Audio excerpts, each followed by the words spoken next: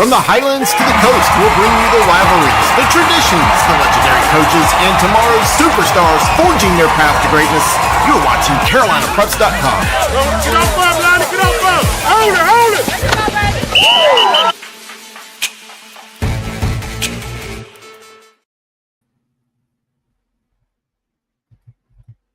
And what's up, everybody? Chris Hughes coming to you here, going again on a Tuesday night, talking some high school football. I'm going to come right into it and bring in a good friend of mine for a long time, Coach Shane Laws up at AC Reynolds High School. Coach Laws, welcome to my program, and how's everything going up there in Asheville tonight?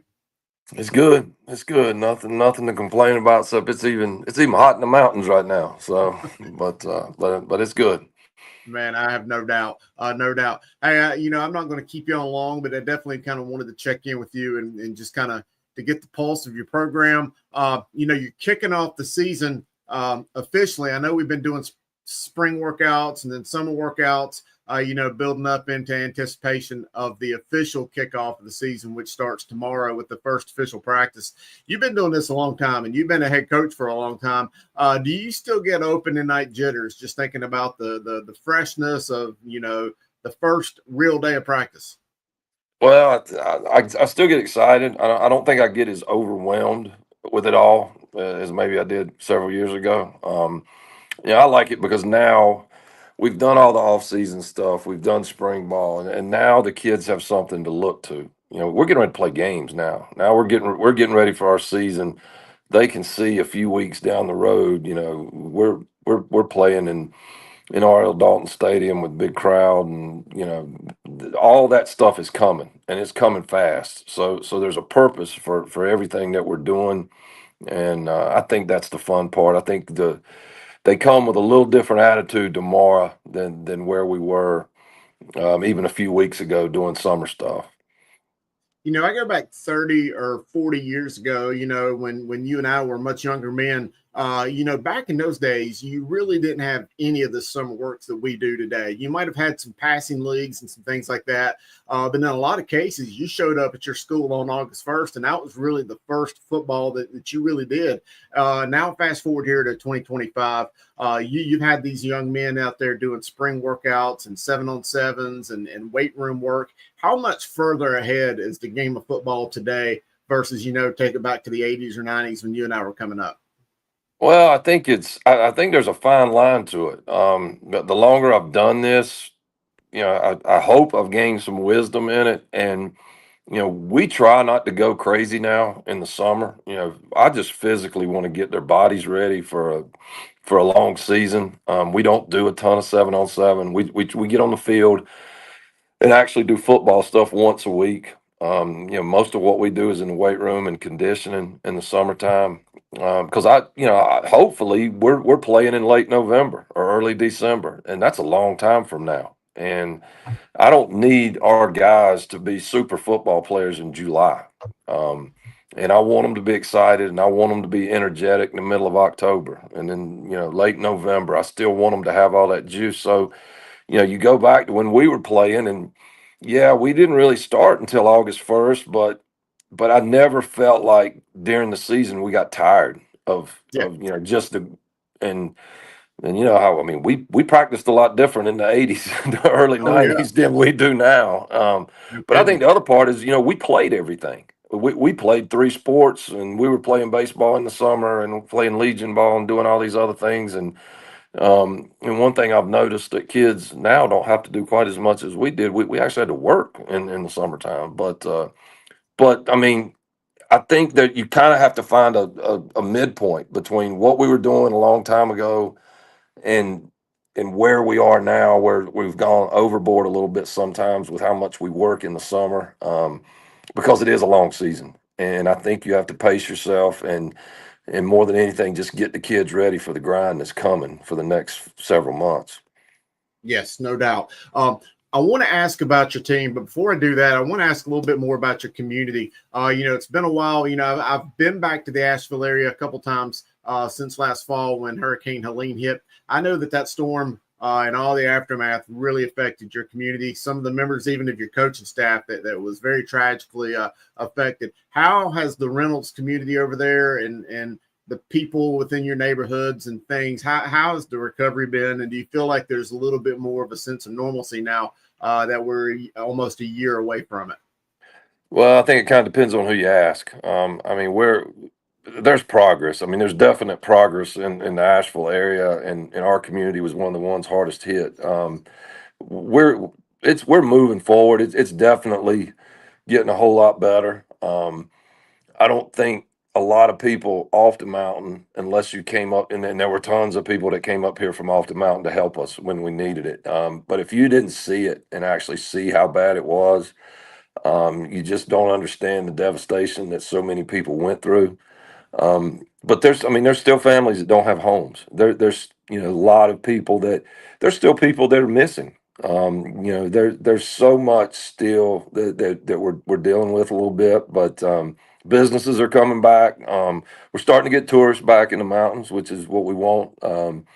And hopefully when the leaves change, everybody will be back like they normally are in the fall. But it's better. It's definitely better than what it was, and but we've still got a ways to go in certain communities, and there's still folks that are still struggling to get back to normal.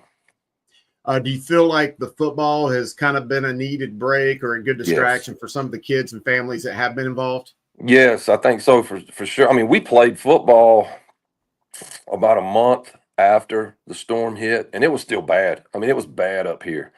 And I was going into communities and we were helping. And of course, I had a member of my staff that just suffered horrible, horrible loss and was out there with him and around his family and folks.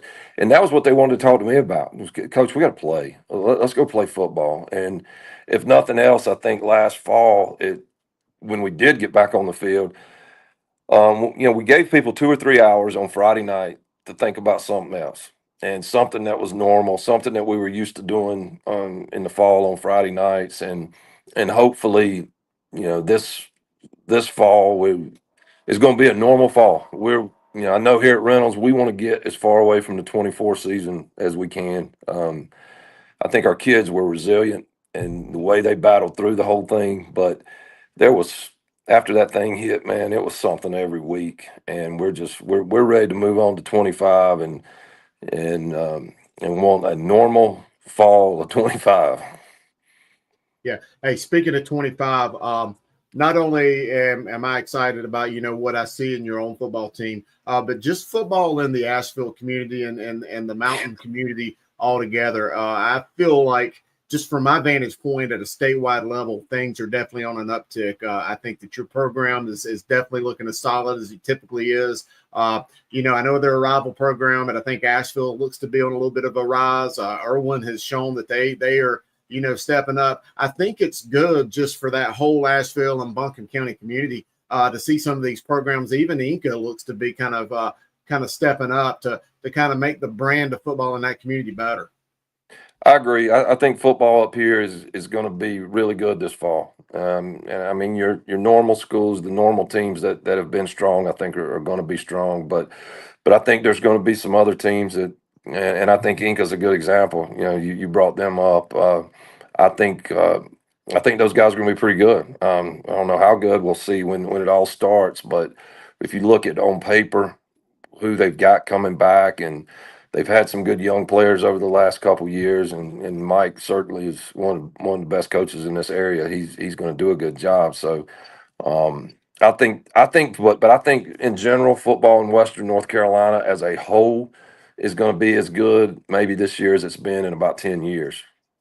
Yeah, no, I totally agree. At least from my vantage point, you're looking at things on paper, and again, you and I both know what you can do with that paper. The game's played between the lines, 53-yard wide field. And, a lot of things can happen between those two white lines. But looking at a lot of the young men and things coming back, it certainly looks like it's going to be a good season. But tell me how you feel about your team. I know on paper, and I look at some of the young men you got coming back, and a really strong staff. I mean, it looks like things are looking good for the Rockets. I am. I don't know. I guess I use the term cautiously optimistic. I think we have potential to be a strong football team. There's a lot of boxes we're going to have to check off between now and that first week to be good against Brevard in that first week. But anytime you got a lot of defensive guys coming back, that makes you feel a little bit better, and we do. We've got 8 solid defensive players coming back who played a lot of football for us last year, and even some of them the last couple years. I feel really good about how we are up front defensively and on the back end as well. Just a lot of experience and guys that have been doing it for a while. Offensively, we've got some key guys back. We've got our 2 running backs, Jaden Smith and Tyvon Patterson, who have played a lot of football for us the last couple years and kind of had to follow Max Guest, and now it's their time to be in the spotlight. They've just kind of played here and there when Max was out or in certain situations, and they're both extremely good backs. And we've got 3 starting offensive linemen back, and we've got some good receivers. The issue we have is defensively. I feel like we could almost play tomorrow night. Offensively, we have a lot of talent and guys that are good football players, but a lot of them are new, and they're learning our offense. Avery Hollifield will be our starting quarterback. He transferred in from Asheville Christian Academy, and so it all goes through your quarterback. So until your quarterback gets confident in what you're doing offensively, just X's and O's wise and calls and all that kind of stuff, you're only as good as he is for a little while. But that's our challenge the next few weeks. We've got to get those offensive guys on the same page and playing with some confidence and understanding what they're doing, and then just like everybody else, you gotta stay healthy, and that little bit of luck. But the thing we were talking out in the clinic, talking to coaches, and with this new world that we're all living in with transfers and guys leaving, and none of us have 2s anymore. Yeah. Where you've got starters, and then you've got guys who are young or they're 3s or 4s, because everybody's 2s transfer now. If they don't feel like they're going to be a starter, then they go somewhere where they think they can be. So when you start getting injuries and you start getting into the middle of the season when guys starting to get beat up, that's where you're going to find out who the really good teams are. The guys that can handle that part of it.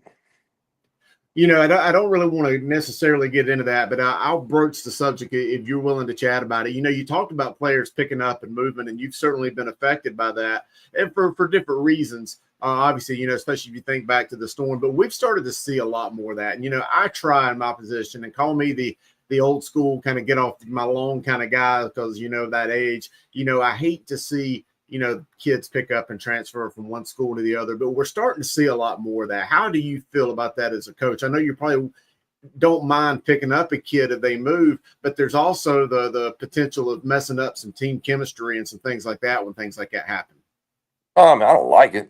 I'm 52. I've been doing this for a long time, and I came up a certain way, learning how to coach, and it's not the way I learned how to do it. But I think, in on one hand, yeah, kids need to do what's best for them, and kids need to go and feel like they're in a place that they're going to get the best opportunity. But at the same time, I think parents in particular need to understand that there's a part of our game that is development. There's a part of our game that you've got to work for some things. This is a game it's physical in nature, and on top of that, there's the mental side of it. There's toughness. There's all these different components that have to be developed, and it may get developed by you being a backup for Sure. a year or maybe half a year or whatever. The one thing about our sport is if you show up in practice, coaches are going to find a way to play you. And, it's easy to sub in football. It's easy to play a lot of different guys. So if you're not getting a chance to get on the field or you feel like you're a backup and you're not going to play very much, the first thing you probably need to do is look in the mirror. Just running from the situation is not always the best thing to do. But I'm not stupid either. There's schools and there's programs that do it better than others do. And sometimes people feel like they want to be a part of that instead of being somewhere where they're going to help build it. But I think, that's just the impatience that we've kind of grown into, and we're, just like always, we have kind of fed off of what was happening in college football, and it's always trickled down to us. Um and that's we're dealing with on a small scale what all my friends that are coaching in college are dealing with every day right now. Yeah. You mentioned the college game, and do you buy into some of the argument that I hear from players and also or from parents, I should say, and also from coaches at other schools saying that it matters where a kid plays high school out as to whether he'll get recruited or the amount of attention or offers he gets? Do you buy that, or do you think that if you're good enough, you'll get noticed? No, I don't buy it at all. If you can Yeah. play, I mean, I've been doing this a long time. I've got a lot of really good friends that are college coaches. If you can play, and the biggest thing that parents, I think, a lot of times don't want to accept is there's a certain body type they're looking for. And Yes. it's great if your son is fast and your son scored so many touchdowns or your son had so many tackles and was a really good high school player. But if he doesn't fit that body type, it doesn't matter. Yeah. It really doesn't. The road gets really hard for guys if they don't fit the body type, especially now with the portal being the way it is. These college coaches are just there's so much less patient with developing a young guy. And, when I first started doing this, you would recruit they would recruit 6'4", 6'5" offensive linemen that weighed 250, 260 pounds. And they said, that's all right, because we've got 2 years and we're going to put 40 pounds on them. Not anymore. Why would I do Yeah. that when I can go get a guy, that's already played in 10 or 12 games somewhere else that's already 310? Yeah.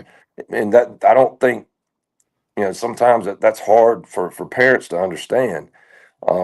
But guys that can play, that there's still plenty of places out there for them.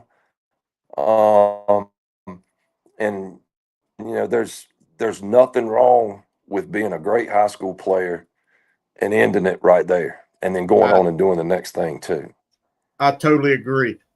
Coach Shane Laws, AC Reynolds, I want to let you go here in just a moment. I know you're still at school, and I want to get you home to the family real quick. But I do want to ask one more question. And you and I kind of talked about this a little bit last week at the Greensboro Clinic when we spent some time together. I noticed on your schedule you're not really scheduling the East Forsyth and West Forsyth teams in the beginning of the season like you have, but I did notice your schedule, and you mentioned you opened up with a really good Brevard team, who, by the way, I think is one of the best 4A teams in the state of North Carolina.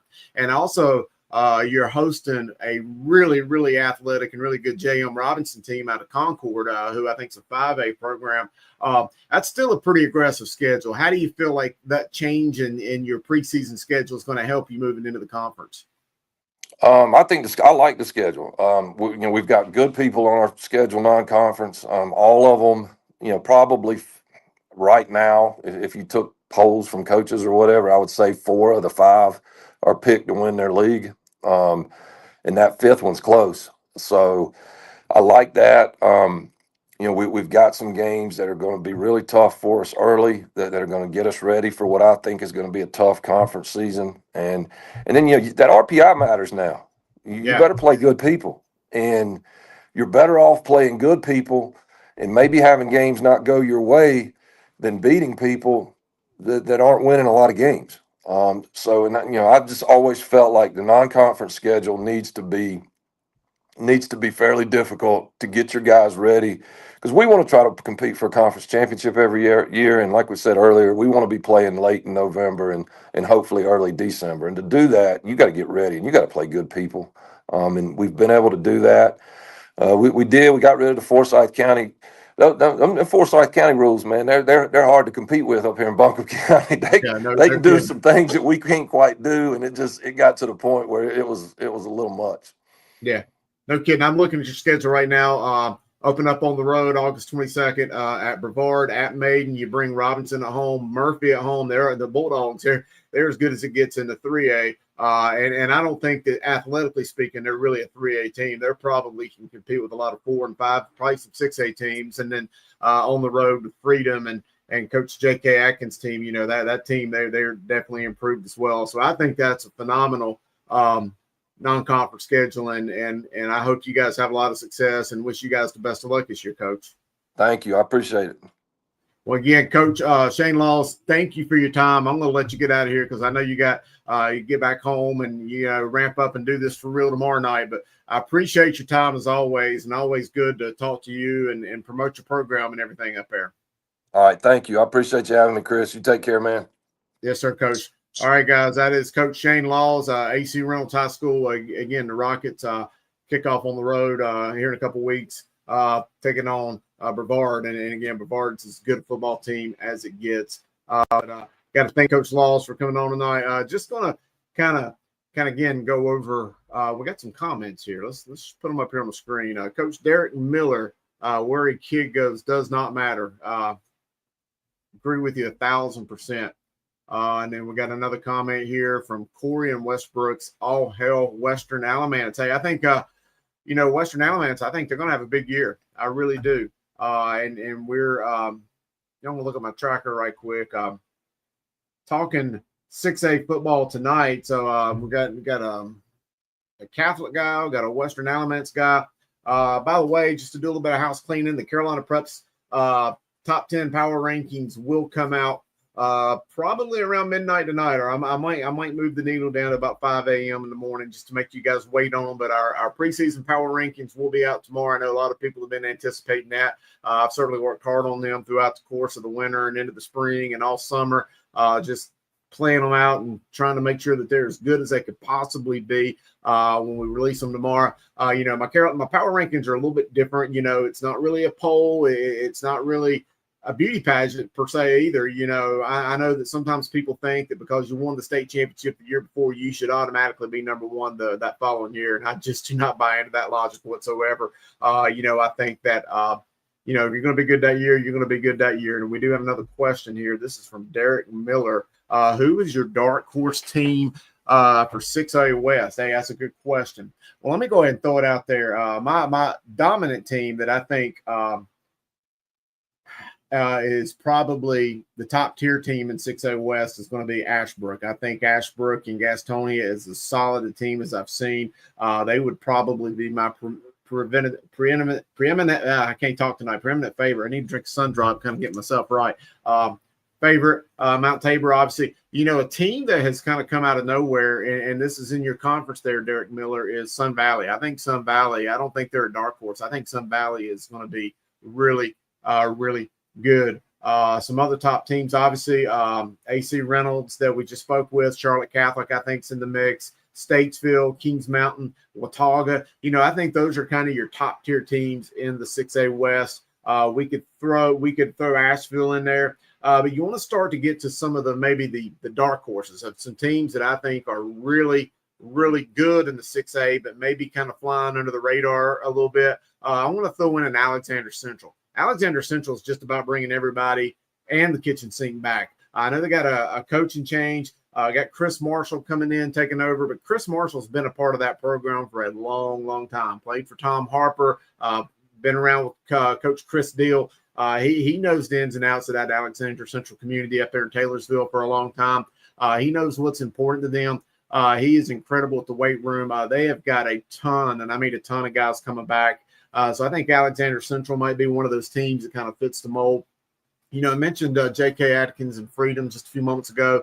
They do play AC Reynolds. I think Freedom is going to be a good, solid team. I don't know that they're necessarily ready to take that, leap up into like the top 10, top 15 per se. But, Coach J.K. Atkins runs a really hard to defend offense. They're a tough team to defend. It gets cold late in the year and, you start running that ball downhill. I do think Freedom is another one of those teams that could be under the radar. And just kind of looking there, if I was going to pull out a team 6A West, I'm looking at my tracker right now that maybe try to give you that nugget to kind of go home with. I don't know, maybe Ragsdale up there in Jamestown, Guilford County. I think that's a team that's going to kind of be a tough one to defend. Olympic is then in that 7A, 6A conference, the Greater Metro. So Olympic, I know they won 8 games last year, and I don't know that I'd necessarily call them flying under the radar, but I think they'll be pretty tough as well.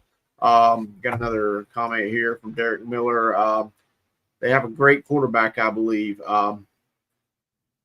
Which one are we talking about, Derek? You'll have to give me another message here for the dark horse. But anyway, yeah, guys, any more questions real quick? Referencing Sun Valley. There you go, Derek. You're absolutely right. No, I don't think Sun Valley is a dark horse. I think Sun Valley is legitimately a deep round Western playoff contender. I think, and call me crazy, and some people probably will, but I think Sun Valley has what it takes to compete with Weddington in that conference and the likes of Charlotte Catholic and Marvin Ridge and Cuthbertson. You don't talk about a tough conference. That's a tough conference. Yeah, that's a great question. If you got any other questions, I'll hang on here for just a few moments. I planned on doing 30 minutes, and we're kind of coming up on that tonight. I was going to have my partner, Coach Jason Resignalo, with me, but he is still on vacation in South Florida, and I really didn't expect him to get on with me tonight. And to be quite honest, I'm kind of glad he's enjoying the family, because we all know how this grind of the high school football season really kind of wears on you. Heck, we ain't even started the first official day, and I'm a little pooped myself. I was at a media day in Charlotte earlier today, and first day tomorrow, and I got another media day tomorrow, and a lot of things, it just stacks up on you, and it gets really busy really quickly. But hey, that's what I've been doing. I've been doing this my whole life, and this is just what I live for. And hey, I'm not going to complain about it. Yeah, it's going to be a late night tonight, getting these rankings put up on the website and some stuff like that. But hey, it's really cool. I wanted to have Coach Resignalo on here with me. Coach Josh Resignalo, he has been a general manager, head coach at the Arena League level for a long time.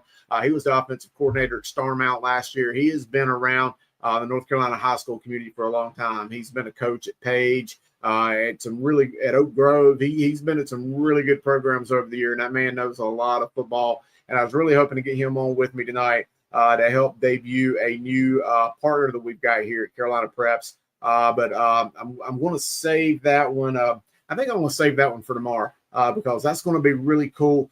We've got some new Player of the Week initiatives coming out this year. We're going to be giving out 8 game balls a week, and I can't wait to tell you a little bit more about that and the sponsor and everything behind that. So that's going to be really cool. But I'll just say this before we announce it. Every Friday night, make sure by Saturday, maybe by Sunday morning, send us your Player of the Week nominations.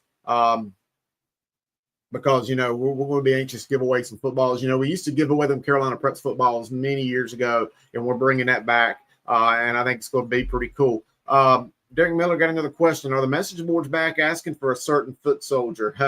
The message boards didn't go anywhere. If you go look on the website, you can just click on that tab up at the very top that says message boards. You'll see they're there. They're different, and in my opinion, the message boards are not the most important part of CarolinaPreps.com. I know at different times in the past that was the main attraction, and, they're cool, and, I enjoy getting the banter and the interaction and everything back and forth. So, they're there. If you want to get there, you might have to re-sign up for it. And they're a little different. I'm not exactly sure that I think they're the most user-friendly message boards in the world, but they fit within the confines of the structure of the website a whole lot better and easier to navigate from the message board to the team page. And in my opinion, the team page is the nut and bolts of the website that everybody should be checking out every day. The team page, and we mentioned it last night, has all the information you could ever want dating back to the 1950s and, rivalry information, coach information. You want to see how many times your team's played a certain rival. It's there. It can list every Charlotte Catholic versus Country Day game ever. So, in fact, I'll show that to you, Derek, since you're here, because I know that you are a Charlotte Catholic fan. Let me go here, and I'm going to do this just for you, buddy. We're going to share screen. Boom, and here we go. Just to kind of give you an idea of what we're talking about. You go here, record versus all-time opponents. Go there, Charlotte Country Day, 57 games. Catholic has a 29-28 advantage. That is a pretty cool deal. Click on summary, and you can see every game that has been played dating back right now, well, to 1961. And there could be a few more games back in there in the beginning. I'm not sure. I think we got them all, but if we don't, we'll definitely do our best to go find them. We got Jim West, who I gave a lot of credit to last year, who has just done a phenomenal job at helping me identify the coaches way back when, as well as helping me find these scores. So it's been a great team effort. But yeah, that's where I'm at with that, Derek. By all means, I appreciate your input and certainly your help throughout the course of the years. But that's where we're at in regards to the message boards. Any other questions? I know we've still got a few people hanging on here, guys. I appreciate you spending 30 minutes with me here on a Tuesday night. Christmas Eve, in my opinion, or New Year's Eve. I don't know how you want to kick it off, but to me, the high school football season's always been kind of like Christmas Day or New Year's or whatever like that. It's just the best time in the world for me. I know it's 1,000 degrees outside, but you know what? It could be a beautiful snowy December night, and before you know it, let's fast forward 19 weeks from tonight. This weekend, I believe it was, we will be celebrating some state championships somewhere, I guess in Chapel Hill or wherever the NCHSAA puts them this year. But any other questions? If not, I think we want to go ahead and call it a night. Again, Carolina Prep's rankings, I was about to say top 25. They're not going to be top 25 anymore. They're going to be top 10. Now that we have broken down into the 8 classes, I think going top 25 in each class is a little overkill, especially in 1A where you only got 25 teams that are playing. Of course, if you become Inside the Headset member, become a Carolina Preps Insider, you can see where every team's ranked every week. As I've been doing for a decade or more, I rank every team every week, and we put a lot of effort into that. So by all means, check it out. But guys, if that's it, I am going to see if I can take this message down. There we go. We're going to call it a night. But guys, I appreciate y'all. We'll be back here tomorrow night to do the same thing, same bat time, same bat channel. So for everybody here on the Carolina Preps team, appreciate y'all. Appreciate Coach Shane Laws for coming on. And guys, I think that's going to be it.